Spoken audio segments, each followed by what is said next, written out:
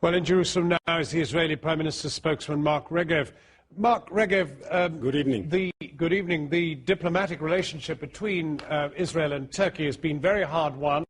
It's one in which many Israelis enjoy both commercial and tourist relations with Turkey, and you've now rewarded it by attacking a fleet of ships that's come from Turkey and killed Turkish nationals.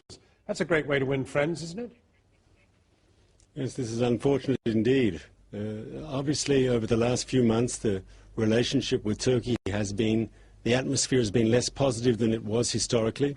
We think that's regrettable. We'd like to have a much more positive relationship with Turkey, and we'd hope the Turkish government feels the same way about us. So you're going to apologize to them?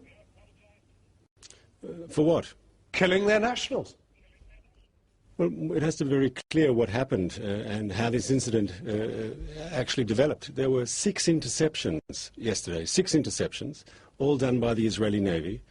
All 5 of them were done peacefully, without violence, without harm to soul, to people. In one place, unfortunately, the hardcore extremists on the boat, as your previous piece showed, used violence, and our soldiers who were in the operation had to defend themselves. They were under very, very serious threat. Their lives were under threat. They had to respond. In the last 48 hours, are you going to be treating the Rachel Corrie, which is on its way from Turkey even now as we speak? Is that going to be treated with better respect? Are you going to allow it into its justified port of Gaza? Why justified it? I mean, you raise a whole series of issues there, and I'd like to answer each one if I could. Well, if I could just follow up on that. I mean, the point is the United Nations, just about every world leader has told you to lift the illegal blockade on Gaza. And that's been asked for immediately by the Security Council. So, first of all, a blockade is a legitimate tool when you're in a conflict, and of course you know that we're in a conflict with that Hamas regime in Gaza. There's a state of conflict. The United Nations, according to United Nations rules, a naval blockade is a totally legitimate form of international behavior. It even appears, I believe, in Article 47 of the United Nations Charter. To say that it's illegal, I don't know exactly what you're talking about. As to the sanctions on the Gaza Strip, they are a response to violence from Gaza into Israel. That's also a perfectly legal form of international behavior. Well, what are you going to do about the Rachel Corrie if it attempts to go in? What are you going to attempt to do to the Corrie?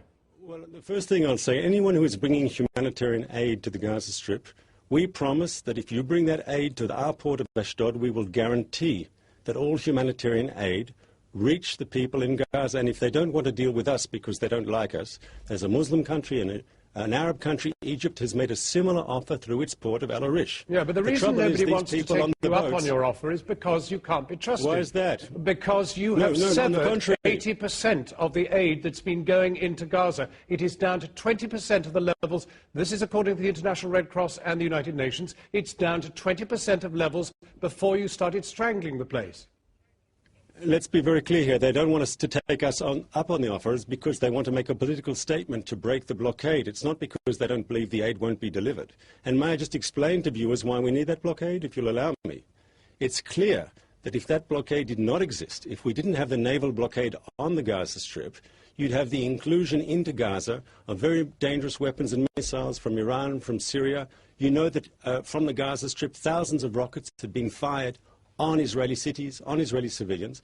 The short-range rockets are made indigenously in the Gaza Strip.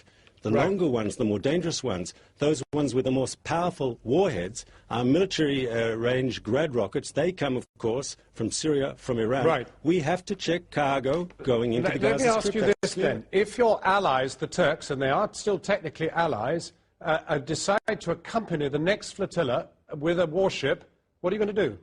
Because they're saying they're going to. Sort of hypothetical is, no, they are saying, they're actually saying, the Prime Minister said in Parliament today that the next flotilla will very likely be accompanied by a Turkish warship. What will you do? What will you do? I don't think this is serious. What will you do? Sir, I don't think it's serious. Of course it's serious. Of course it is serious. This is an incredibly serious situation.